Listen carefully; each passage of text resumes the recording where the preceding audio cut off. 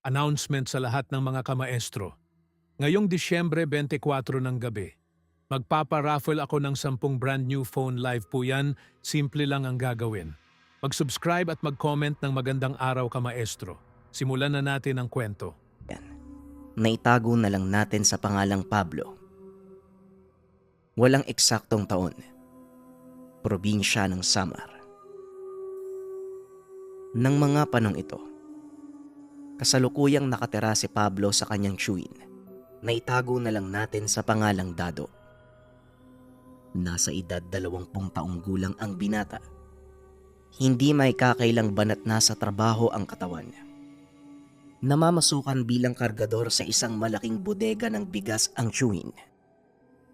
At dahil nasa wastong edad na din ang binata, pinili nito ang maghanap ng sariling pagkakakitaan.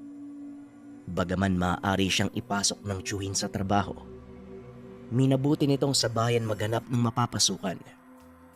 Hanggang sa madako siya sa isang tindahan ng gulay. At dahil na din sa pisikal nitong katangian, hindi nahirapan si Pablo na makakuha ng trabaho. Ang hindi alam ng binata, dito magbabago ang buhay niya. Kaunting kaalaman tungkol sa ating tampok na karakter. Si Pablo ay isang pangkaraniwang binata. Namumuhay ng normal. Walang kamuwang-muwang sa mundo ng espiritual. Maging sa mga bagay na may kaugnayan dito. Ngunit dahil sa isang kaganapan, tuluyang nagbago ang paniniwala ni Pablo. Isang hapon habang naglalabas ng mga panindang gulay, lumapit ang isang matandang lalaki. Tumingin ito sa mga gulay at laking gulat ni Pablo nang bigla siyang kalabitin ng matanda. Nay, maaari ba kong bumili ng kahit ilang piraso ng okra? At saka itong sitaw na din. Pasensya na ha. Ito lang ang kaya kong bilhin sa dala kong pera. Wika ni Tatang Nasyo. Hindi na nagsalita pa si Pablo. Agad itong kumuha ng ilang peraso ng okra at sitaw, sabay abot sa matanda. Itago mo na lang po yung pera nyo, Tatang. Ito po, sa inyo na po to. Napangiti ang matanda sa sinabi ni Pablo. Lubos ang pasasalamat nito habang naglalakad palayo. Kung titignan ng matanda ay talagang napakahina na nito at halos hindi na maiakbang ang mga paa. Naupo sa tabi ng tindahan si Pablo habang tinitignan ng matanda. Bigla itong napatayo nang makitang pinalibutan ito ng ilang kalalakihan. Marahang naglakad ang binata papunta sa kinaroroonan ng mga ito. Hinawakan ng isa sa mga kalalakihan ang kamay ng matanda at pilit hinila ang hawak nitong supot. Hindi na napigilan ni Pablo ang sarili. Kaagad itong tumakbo upang awatin ang mga kalalakihan. Mga tol, teka lang ha. Ano bang kasalanan sa inyo ng matanda? Tanong ni Pablo. Huwag kang makialam dito kung ayaw mong samain. Dilihin siya namin to. Tugon ng lalaki. Bigla namang nag-init ang ulo ni Pablo. Ha? Dilihin siya. Matandang walang kalaban-laban. Nasaan yung mga buto nyo? Bakit hindi kayo maghanap buhay? Tanong ni Pablo. Nang mga sandaling iyon, alam na ng binata na nasa bingit siya ng kapamakan. Ngunit baliwala ito sa kanya. Ang atensyon nito ay ang mailigtas ang matanda mula sa kapamakan. Walang pagdadalawang isip ay bigla na lang bumunot ng patalim ang isa sa mga lalaki at inundaya ng saksakang binata. Tinamaan ito sa braso. Napaatras si Pablo. Nakapa ang isa sa patpat na nakasandal sa tindahan. Dali-daling gumanti ang binata at pinagpapalo ang mga kalalakihan. Kung hindi niyo na itatanong, may malawak na kaalaman si Pablo pagdating sa pakikipaglaban at hindi ito ang unang pagkakataong nasangkot siya sa gulo. Nagawa niyang talunin ang 4 na kalalakihan at napatakbo ang mga ito. Matapos ang sagupaan, saka pa lamang ininda ng binata ang sugat na natamo. Iho, ayos ka lang ba? Mukhang malalim yung sugat mo. Amin na, nang magamot natin. Wika ng matanda habang naglalabas ng maliit na botelya mula sa bulsa. Binuksan niya ito at biglang ibinuhos ang laman ng sugat ng binata. Aray ko, Manong, dahan-dahan naman po. Wika ni Pablo. Hindi ito pinansin ng matanda dahil nag-uusal ito ng kung ano at iniihip pa sa sugat ni Pablo. Matapos ay pumunit ito ng maliit na bahagi ng kanyang damit at ginawang panali sa sugat. Ayan, magiging magaling na yan bukas. Mabuti na lang, dala ko ang sisidla ng mutya ng tubig. Napangiti si Pablo dahil sa sinabi ng matanda. Unti-unti din itong nararamdaman ang pagkawala ng sakit ng kanyang sugat. Manong, pasensya na po Pero ano po ba yung sinasabi niyong mutya ng tubig? Meron po bang ganun?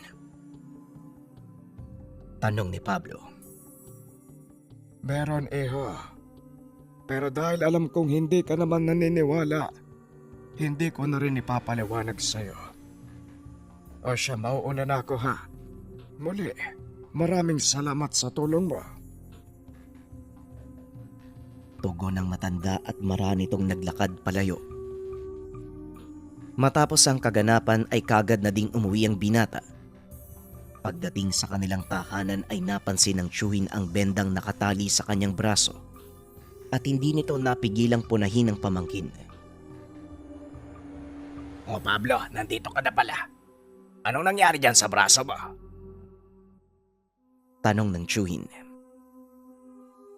Wala po ito, Tiyo. Nasagi lang ako sa matalim na bagay, galos lang po ito. Tugon ni Pablo. Matapos ay tuloy-tuloy na ding pumasok sa kwarto. Hindi na ito gaanong binigyan ng pansin ng tiyuhin dahil na din sa alam nitong pagod ang pamangkin mula sa maghapong pagtatrabaho. Kinabukasan maagang nagising si Pablo at habang nakaiga ay naalala nito ang mga nangyari.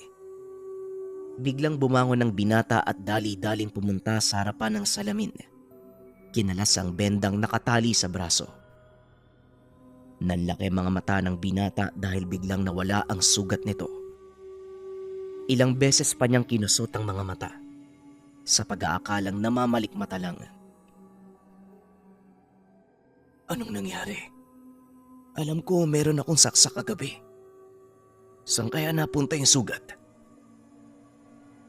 Tanong ni Pablo sa sarili. Tinignan nito ang bendang ibinalot ng matanda sa sugat. Nakita ang marka ng dugo. Dali-daling kumuha ng damit ang binata at lumabas ng kwarto. Sakto namang nagkasalubong sila ng tiyuhin. Kaya kagad siya nitong inayang mag-almusal. Kumain ka muna bago ka umalis. Hindi yung lalabas ka kagad ng bahay. Wika ni Dado. Hindi na po, Tiyo. Kailangan ko pong magpunta ng maaga sa tindahan Dadating po kasi mga gulay mula sa Katarman. Tugon ng binata at kagad na itong umalis. Napakunot na lang ang noo ni Dado.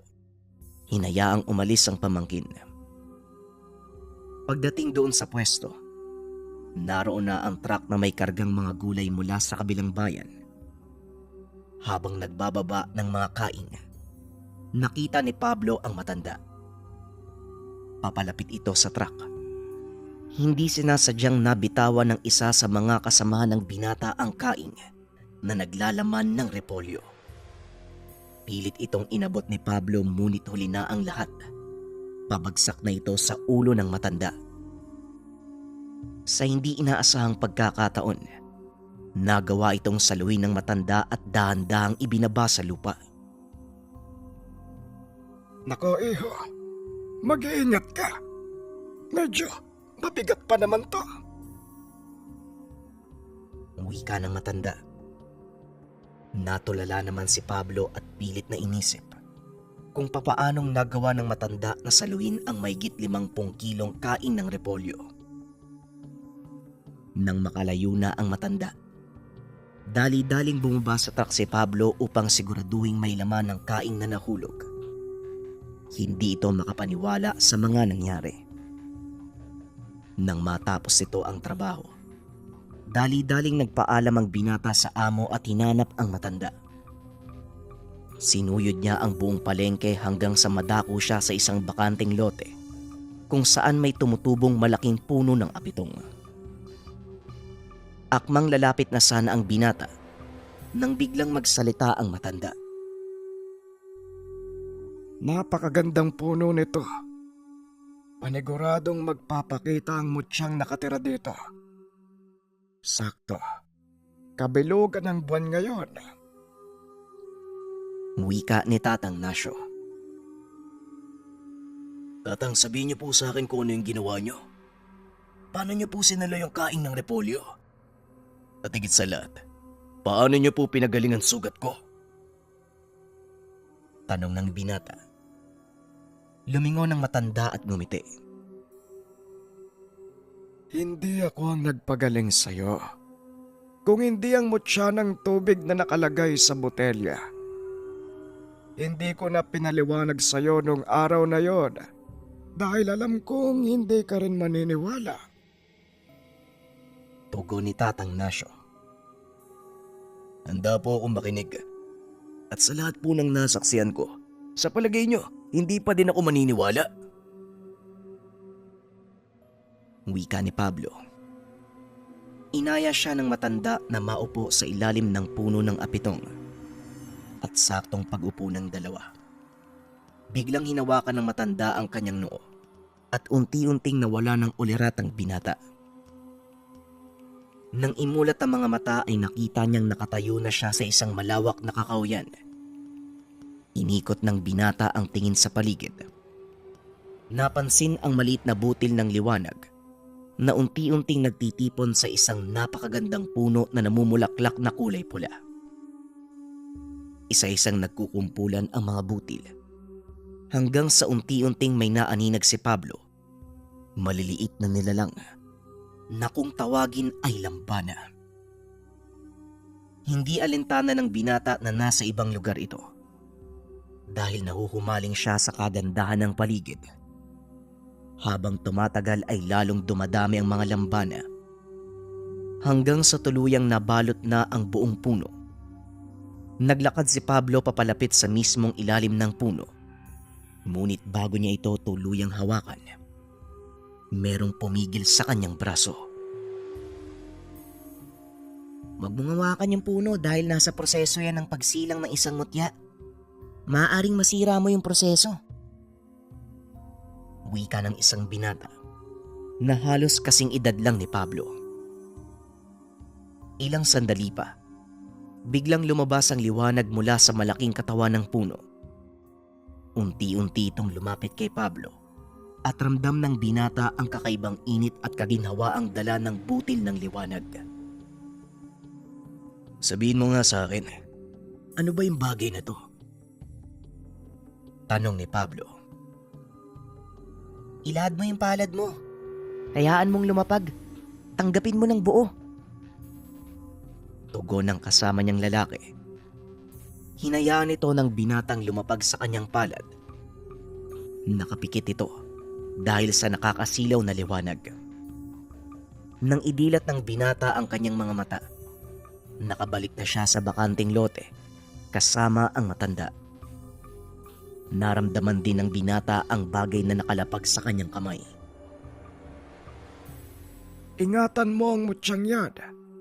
Ito ang regalo sa iyo ng kalikasan dahil sa kabutihan na iyong ipinakita sa akin. Ako nga pala si Nasyo. Maaari mo kong tawaging Tatang Nasyo. Wika ni Tatang Nasyo. Maraming salamat po, Tatang. Ako naman po si Pablo. Ano po ba yung kayang gawin ng mutya na to? tanong ng binata. Nasa iyo kung paano mo gagamitin ang mutya at kung ano ang magiging silbi nito sa buhay mo at mga taong nasa paligid mo. Ang bisa ng isang mutya ay nakadepende sa taong nagtatangan sa kanya. Isang bagay lang ang ibibilin ko sa iyo. Ingatan mo ang mutya ng apitong. Tugon ni Tatang Nasyo. At habang nakikipag-usap, unti-unting napapalagay ang loob ng binata kay Tatang Nasyo. Pinaliwanag nito ang tungkol sa mga mutya at kung saan ito nagmula. Unti-unti ay naunawaan ni Pablo ang mga bagay-bagay lalo na ang tungkol sa mga elemento at kakayahang taglay ng bawat mutya. Lagi mo ding tatandaan na maraming maghahabol sa mutyang hawak mo. Mapatao, maging elemento.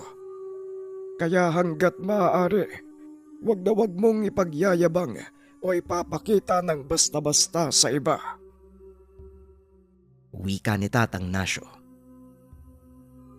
Opo, Tatang. Maraming salamat po at pinaunawa niyo sa akin yung mga bagay na to. Malaking tulong ang ibinigay ng mutya kay Pablo. Hindi siya nakakaramdam ng pagod sa maghapong pagtatrabaho. Kaso nga lang, dumating din ang pagkakataong sinubok ng panahon ng kanyang pananalig sa hawak na mutya. Isang umaga, nautusan ng binatang sumama sa pagdadala ng mga gulay. Medyo malayo ang pupuntahan at siguradong gabi na sila makakabalik ng bayan. Tanghali na nang makarating sina Pablo sa paghahatiran, kaya dali-dali na nilang ibinaba ang mga dalang gulay para kaagad din silang makabalik. Ngunit kahit anong pagmamadali ang ginawa nila, inabot pa din sila ng hapon at medyo mahaba na ang oras na gugugulin nila sa biyahe. Habang tinatahak ang daan pa uwi, nakaramdam ng kakaiba si Pablo. Pinagmasda ng paligid hanggang sa nakita nito ang isang matandang babaeng papatawid sa kalsada. Inapakan ng kasama ni Pablo ang preno, ngunit naabot pa din ng matanda. Dali-daling bumaba ng sasakyan. Nang puntahan niya ito, wala na ang matanda. Teka, asa na yan? Saan nagpunta yun? Tanong ng binata sa sarili. Hinanap niya din ito sa ilalim ng sasakyan. Habang nakayuko ay nakarinig sila ng malakas na kalabog sa bubong. Marahang tumayo si Pablo. Pagkaangat ng tingin, nakita niya ang matandang nakapatong sa bubong ng sasakyan. Nanlaki mga mata ng binata nang makita niyang sakal-sakal na ng babae ang kasama. Walang yaka! Bitawan mo yung kasama ko! Wika ni Pablo. Bibitawan ko ang kasama mo sa isang kondisyon. Ibigay mo sa akin ang hawak mong mutya. Naalala ng binata ang sinabi ni Tatang Nasyo. Hindi na siya nagdalawang isip. O sige, bitawan mo ang kasama ko. Ibibigay ko sa iyo ang mutyang hawak ko. Tugon ng binata. Bagaman walang kasiguraduhang tutupad ang nilalang sa kasunduan, nilabas nito ang tangan at inabot sa nilalang. Biglang binigwasan ng aswang ang kasama ng binata, dahilan para mawalan ito ng malay. Sige, ilapag mo yung mutya sa lupa. At Pasensya na pero nare-respeto ko ang tangan kong mutya. Kunin mo sa kamay ko. Biglang umangil ng malakas ang nilalang. Tumalon papunta kay Pablo. Iniwan nito ang kasama ng binata na siyang pinakamalaki niyang pagkakamali.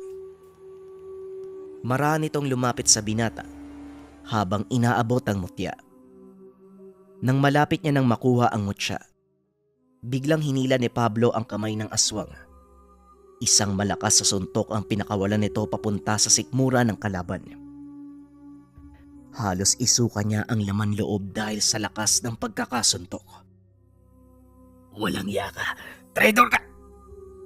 Hindi na naituloy ng nilalang ang sasabihin. Bigla siyang hinawakan ng binata sa buhok at paulit-ulit na inumpog sa puno ng nyog. Matapos ay hinawakan niya ito sa leeg, sinandal sa gilid ng sasakyan. Kahit kailan, hindi mapapasa kamay ng mga kagaya mo ang mutsyang tangan ko. Wika ng binata. Kumaripas ng takbo ang nilalang, nawala sa masukal na damuhan. Agad namang ginising ng binata ang kasama at inayang umalis na sa lugar. Nang magkamalay ang kasama ay dali-dali nitong pinaandarang truck. Habang nasa biyahe ay pilit nitong tinatanong si Pablo kung ano ang totoong nangyari. Kaso nga lang pinili ng binata na manahimik at itago ang totoong kaganapan. Sinabi na lang nito, nakabangga sila ng kalabaw, na kaagad namang pinaniwalaan ng kasama. Matapos ang kaganapan, sunod-sunod na engkwentro ang naranasan ng binata. Hindi lang sa mga nilalang na mula sa kabilang dimensyon, kung hindi maging sa mga kagaya niyang may tangang mutya. Sa pagtagal ng panahon, naging biyasa rin ang binata sa panggagamot. Mas lalo pang pinaglinang ni Tatang Nasyo ang kakayahang taglay ng binata. Itinuro nito ang lahat ng nalalaman mula sa depensa hanggang sa opensa at panggagamot. Dahilan para makilala ang binata bilang manggagamot sa kanilang bayan. Maging ang tiyuhin nito. Nagulat dahil ni minsan, hindi nagbanggit si Pablo tungkol sa pagsasanay na ginagawa. At dahil sa pagiging tanyag, marami ang nainggit at piniling kalabanin ng binata sa kadahilan ng nasasapawan sila nito. Laging sinasabi ng binata na hindi ito ang kanyang intensyon.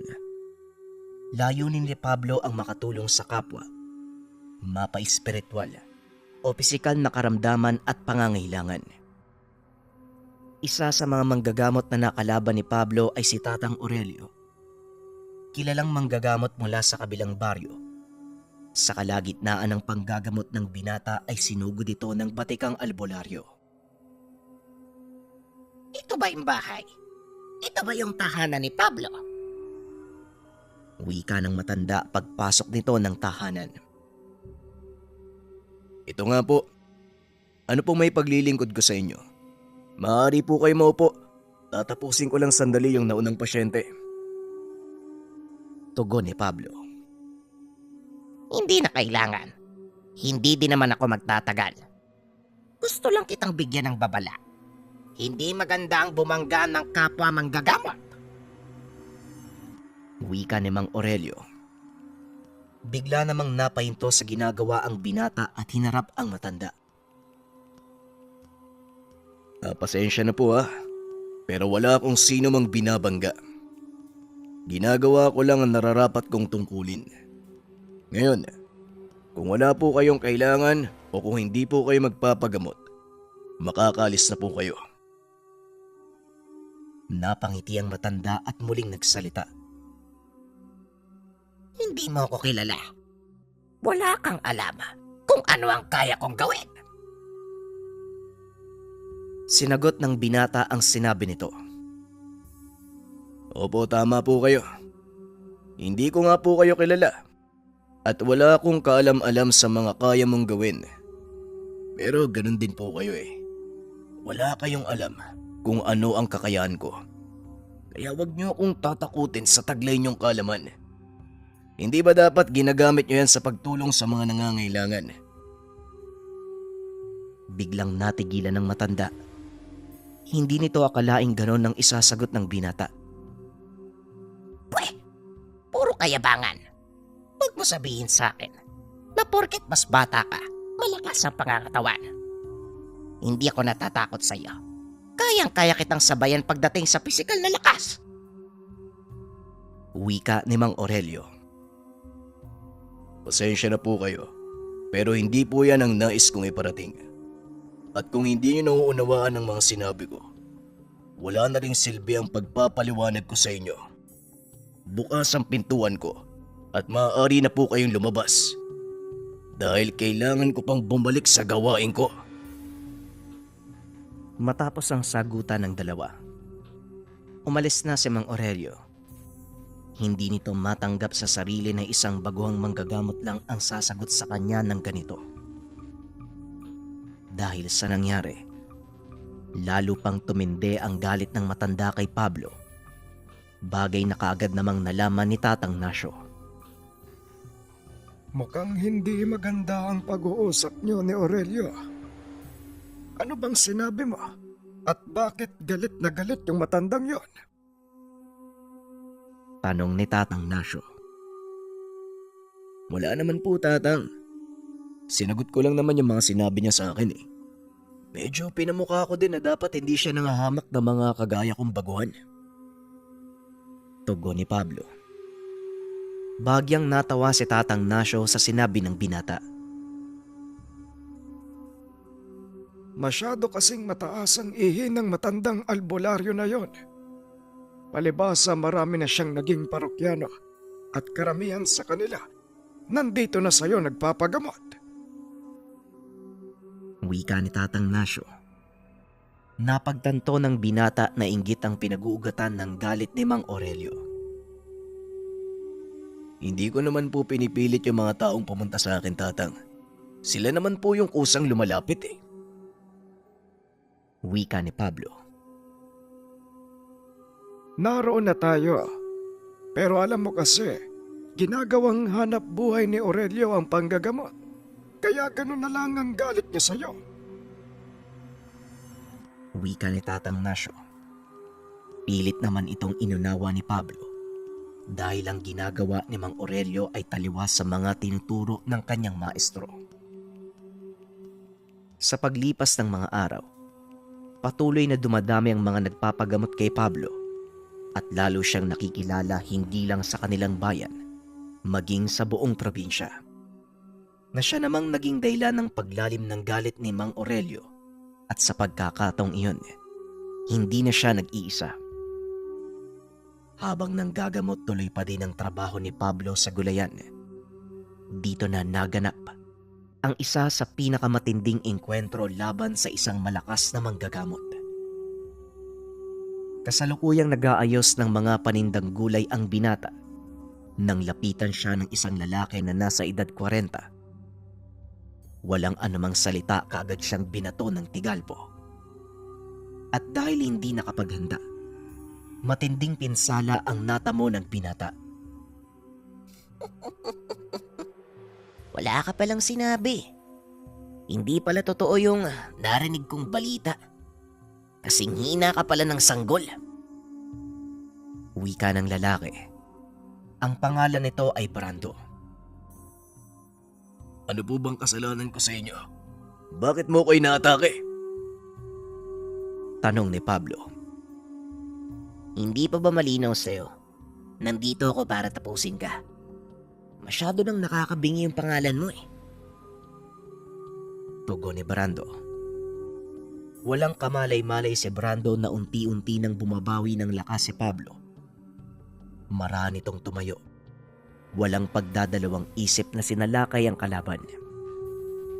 Sa pagkakataong iyon, hindi rin nagawang paghandaan ni Brando ang ginawang pag-atake ng binata. Sa lakas ng binitawang tigalpo ay napalo dito. Wala akong ginagawang masama sa inyo. Ginagawa ko lang ang alam kong tama at ayon yon sa tawag ng tungkulin ko. Kaya wala po kayong karapatang pigilan ako. Ngayon, kung magiging mapilit kayo, wala na akong magagawa kung hindi pagtanggol ang sarili ko. Wika ni Pablo. Hindi makatayo si Brando ng mga sandaling iyon. Tuloy-tuloy ang pagbabato ng tigalpo mula kay Pablo. Nakatayo lang ang binata habang nakatitig sa kaaway. Kung pangkaraniwang mga mata lang ang titingin, hindi mapaghahalata ang naglalaban ng dalawa. Nagbabato rin ng tigalpo si Brando, kaso nga lang hindi ito tumatalab sa binata.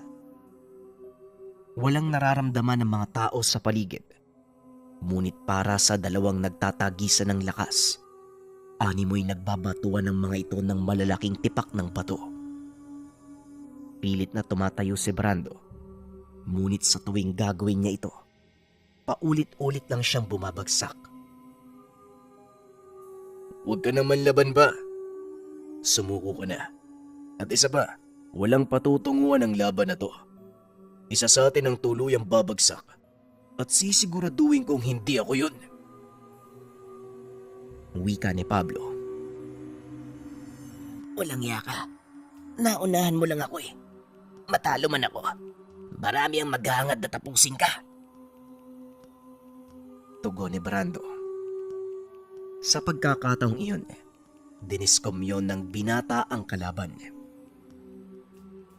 Pasensya na, pero ikaw ang gumawa nito sa sarili mo. Tatanggalan kita ng kakayahan. Mawawala ang kaugnayan mo sa mundo ng espiritual. Aalisin ko din ang kakayahan mong makapanggamot. At higit sa lahat, aalisin ko ang lahat ng alaala mo sa paggamit ng kapangyarihang espiritual. Matapos itong sabihin ng binata, agad siyang nag-usal ng mga dasal. Unti-unting nawawalan ng ulirat si Brando. Ilang sandali pa ang nakalipas. Tuluyan nitong nawalan ng malay. Dali-dali naman silang pinagkumpulan ng mga tao upang tulungan. Nang bumalik ang ulirat nito, tila hindi alam kung ano ang nangyari. Teka, anong ginagawa ko dito? Saka, bakit ako nakaiga sa lupa? Tanong ni Brando. Kaibigan, nawalan ka ng malay. Maswerte, maraming tao sa paligid eh. Kaya kaagad kang natulungan. Eto, uminom ka muna ng tubig. Tugon ni Pablo. Sa pagkakataong iyon, alam ni Pablo na tuluyan nang nawala ang kakayahan ni Brando. Hindi na ito magiging banta para sa kanya at sa iba pang baguhan. Agad nitong ibinalita ang nangyari sa guro. Nangamba si Tatang Nasyo sa mga naganap. Kaya naman pinayuhan nito ang mag-aaral na wag na munang magpakita sa maraming tao. Hindi naman po pwede yun, Tatang. Alam niyo naman po yung pagtatrabaho ko lang sa gulayan ang pinagkukunan ko ng pangkain sa araw-araw. Hindi rin po ako naniningil sa panggagamot. At alam niyo naman po na kailangan nating mabuhay. Wika ni Pablo. Wala ka bang tiwala sa Panginoon? Ibinigay niya sa iyo ang tungkulin nito, hindi para maghirap ka. Magtiwala ka, Pablo. Sundin mo ang payo ko para maiwasan ang anumang hindi inaasahang pangyayari. Walang nagawa ang binata kung hindi sundin ang payo ng guro. Pansamantala itong nagpaalam sa kanyang amo na natili sa kanilang tahanan. Tinutukan ni Pablo ang panggagamot. Nagulat ito dahil sa sunod-sunod na magandang nangyayari sa kanyang buhay. Isang madaling araw, nagising ang binata dahil sa ingay ng mga alagang aso. Sa pag-aakalang may kung sinong pumasok sa kanilang bakuran. Paglabas ng binata, laking gulat nito dahil may mga sako ng palay at ilang bulso ng prutas na nakalapag sa kanilang atangan. Napakamot ng ulo ang binata. Iniisip kung saan nanggaling ang lahat ng ito. Ilang sandali pa dumating si Tatang Nasyo. Nakangiti lang ito sa kanya. Ano pang inaantay mo? Ipasok mo na ang mga gulay at prutas na yan at pakibilad ang palay para madala na sa kiskesan. Wika ni Tatang Nasyo. Pero Tang, saan po ba nanggaling to? Tanong ni Pablo. Huwag ka nang magtanong. Pasalamatan mo na lang ang biyaya. Hala sige, kumilos ka na. Mamaya dadagsa na mga pasyente mo. Biyernes ngayon at sa susunod na linggo ay mahal na araw na. Tugon ni Tatang Nasyo. Pinaghahandaan nila Pablo ang pagdating ng mahal na araw dahil marami ang dumadagsa para magpagamot at para magpakonsagra ng gamit. Handa naman po ako doon, Tatang. Ang problema lang, baka makisali na naman yung pangkat nila Mang Aurelio. Wika ni Pablo. Malaking pagsubok sa kanya ang pangkat na pinamumunuan ng matandang si Aurelio dahil ito ang pangunahing sanhi ng gulo.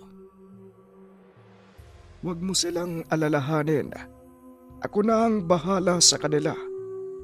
Ang mahalaga, ituon mo ang pansin sa mga pasyente at mga naniniwala sa kakayahan mo.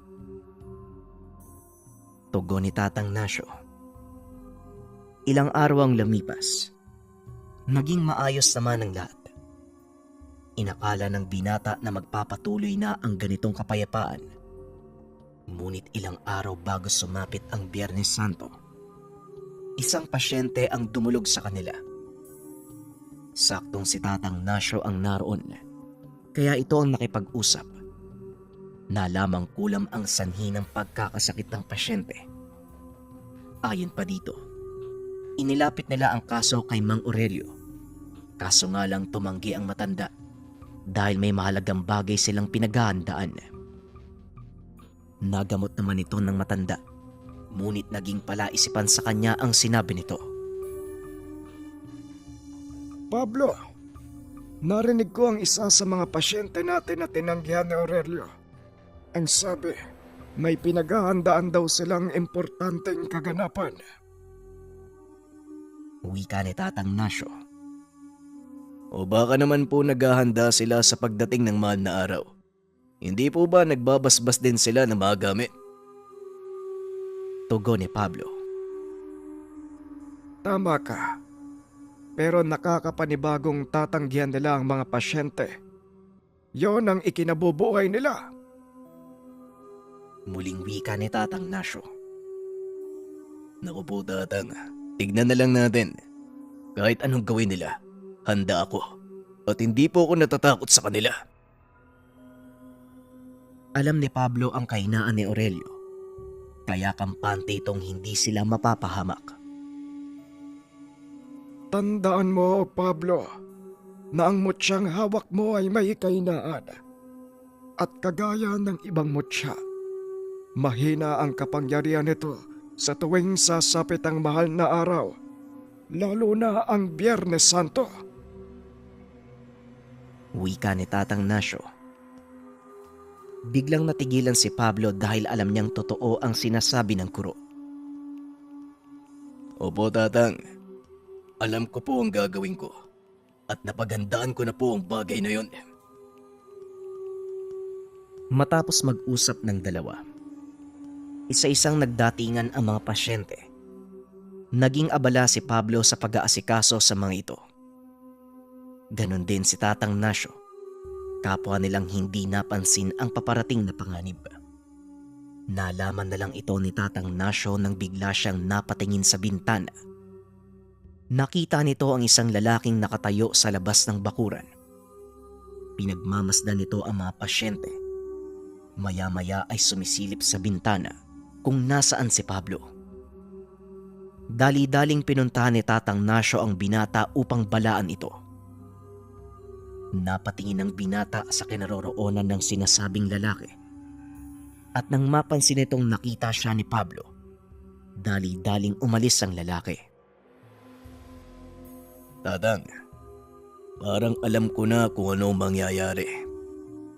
Maging alisto po kayo. Papauwiin ko na ang iba nating pasyente. Itutuloy ko na lang sa susunod na araw ang gamutan. Wika ni Pablo. Mas mabuti ngang ganon, Pablo. Baka sakaling sumalakay ang mga kalaban at madamay ang mga inosente. Tugon ng matanda. Nang makauwi na ang mga pasyente, nagantay ang dalawa. Pinili nilang magkunwaring wala silang kaalam-alam sa mga nangyayari. Pagdagat ng dilim, doon na nagsimulang magparamdam ang mga kalaban. Isang malakas na kalabog ang narinig nila sa bubong. Sunod-sunod na kaluskos mula sa kakahuyan sa likod ng tahanan. Mukhang napapaligiran nila tayo. Wika ni Pablo. Tama ka, Pablo, kaya maganda ka. Huwebes Santo ngayon. Ilang oras na lang. Hating gabi na ng Biyernes Santo. Wika ni Tatang Nasyo. Alam ko po yan, Tatang.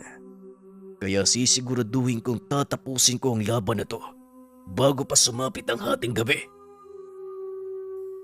Pag-uusap ng dalawa. Kagad na lumabas ng bahay. Sa atangan pa lang ay sinalubong na ang binata ng ilang mga kalalakihang nakatalukbong. Hindi naman nagdalawang isip si Pablo. Sinugod nito ang mga kalaban at kagad na nakipagbuno. Kaso nga lang biglang napahinto ang binata nang magsalita si Tatang Nasyo. Sandali lang, Pablo. Hindi sila ang kalaban mo. Ano po? Kung hindi sila ang kalaban, bakit po sila nandito? At bakit po sila gumagante? Pag-uusap ng dalawa. Kagad namang nagsalita ang isa sa mga nakatalukbong na kalalakihan. Itago na lang natin sa pangalang Emong. Papaanong hindi gagante? Sinugod mo kami. Ako nga pala si Emong, pamangkin ni Tatang Nasyo. Itong ilan sa mga kasamaan ko na tutulungan ka sa laban.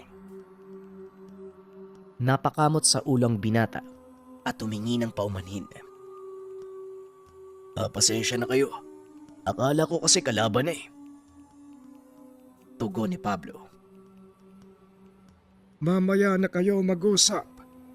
Napapaligiran na tayo ng mga kalaban. Talagang walang hiya itong si Aurelio. Hindi ko akalaing maging ang mga kasapi ng kulto ay kasabot niya. Wika ni Tatang Nasyo. Habang nasa kalagitnaan ng pag-uusap, muli nilang naramdaman ng mga kaluskos. Isa-isang naglabasan mula sa masukal ang mga kalaban. Walang pagdadalawang isip na sinugod sina Pablo. Kanya-kanyang depensa ang mga kasama ni Emong. Laking gulat ng binata dahil hinarangan siya ng mga ito. Bakit niyo ko hinaharangan? Paano ko makikipaglaban? Tanong ni Pablo. Pasensya na, pero hindi pa ito ang oras para makipaglaban ka. Kaya umatras ka muna. Tugon ni Emong. Tama siya. Hindi ito ang oras para harapin mo sila. Umalis na tayo dito dahil hindi mo sila kakayanin. Lalong-lalo na kasama nila ang mga kulto. Wika ni Tatang Nasyo. Hindi naman pumayag ang binata. Hindi, Manong. Kailangan kong tapusin ang laban na to. Oo. Pero kagaya ng sinabi ko, hindi ngayon ang pagkakataon. Hindi nila kasama si Aurelio. Masasayang lang ang pagod at lakas mo. Kaya makinig ka sa akin. Mas makakabuti. Hindi natapos ng matanda ang sasabihin dahil bigla na lang nawala sa paningin nito si Pablo. Nang muling makita ang binata ay nakikipaglaban na ito sa mga kalaban. Ano pang ginagawa mo dito? Bakit hindi ka umalis? Tanong ni Emong habang paulit-ulit na sinasaksak ang isa sa mga kalaban. Kagaya ng sinabi ko, tatapusin ko ang laban na to. Tugon ni Pablo. Tama nga ang sinabi ni Tatang Nasyo. Napakatigas ng ulo mo.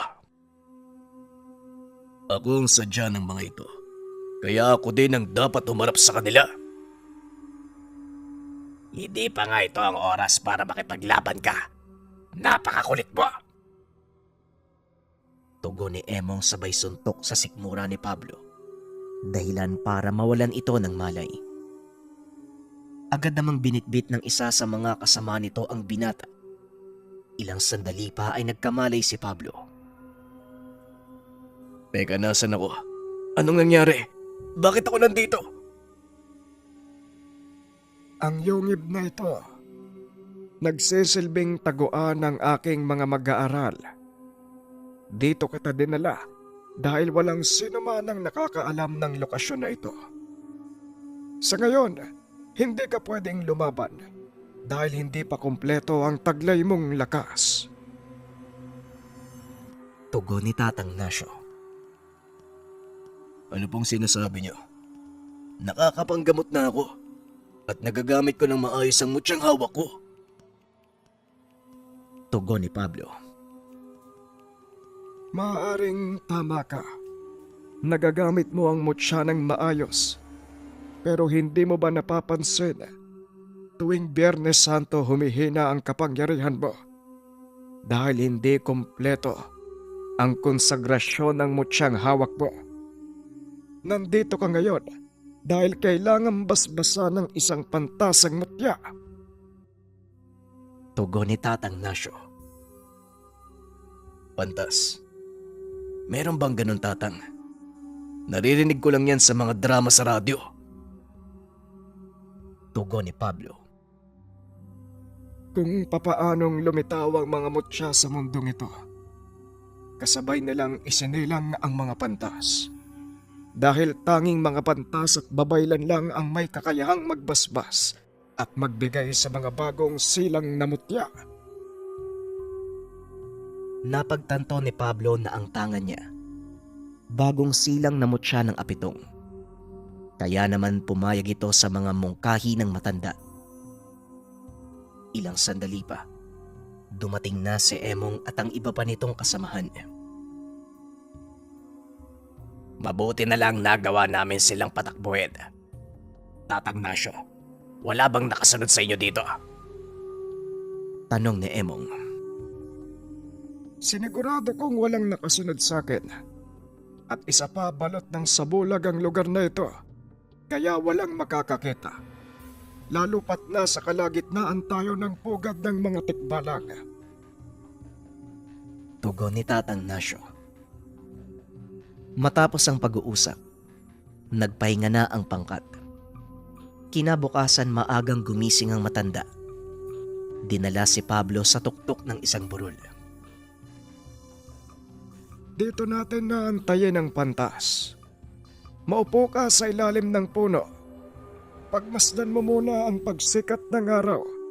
Kukuha lang ako ng prutas na kakainin natin. Wika ni Tatang Nasyo. Nagpaiwan ng binata at inantay ang pagsikat ng araw. Ilang sandali nga unti-unti nang lumabas ang araw mula sa likod ng bundok. Nahumaling ang binata at nasilaw sa liwanag. Tinakpan ng binata ang mga mata. Nang muli itong magmulat, nakita niya ang isang binatang nakatayo sa tabi ng malaking bato. Napakaganda ng sikat ng araw, hindi ba? Wika ng binata. Nakasuot ng puting damit na may mahabang manggas. May gintong kwintas. May hawak na tungkod na tila gawa sa pinagsama-samang ugat ng kahoy. Hindi alam ni Pablo ang sasabihin, kaya naman tumango na lang ito bilang tugon. Ano ang pangalan mo, kaibigan? At bakit ka narito? Tanong ng binata. Sa pagkakataong iyon ay sumagot na si Pablo. Sinabihan ako ni Tatang Nasyo na antayin ko daw dito yung... Sino nga ba yun?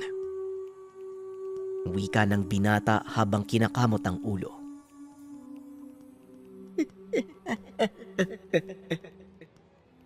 Nakakatuwa ka nga talaga. Kagaya ng sinabi ni Nasyo, ang hinihintay mo ay ang pantas. Tama ba? Tugon ng binata. Walang kaalam-alam si Pablo na ang kausap niya walang iba kung hindi ang pantas. Oo, tama ka nga. Yun nga yung inaantay ko, yung pantas. Tugon ni Pablo. Naglalakad paikot sa kanya ang binata.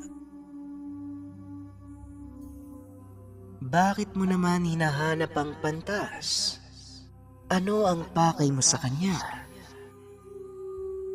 Tanong ng pantas. Ang totoo, hindi ko din maintindihan yung sinasabi ni Tatang Nasyo. Pero teka, paano mo nakilala yung maestro ko? Tanong ni Pablo.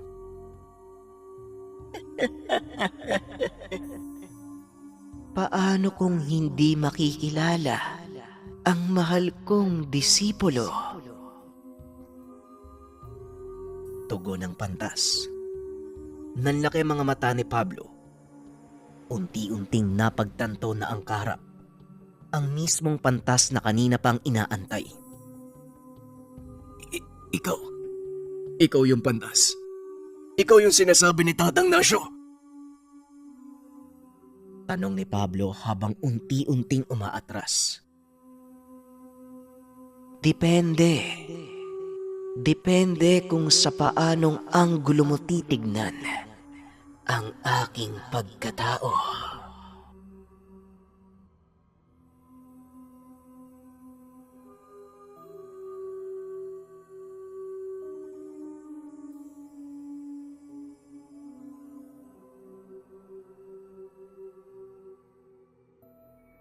Ang ninuno.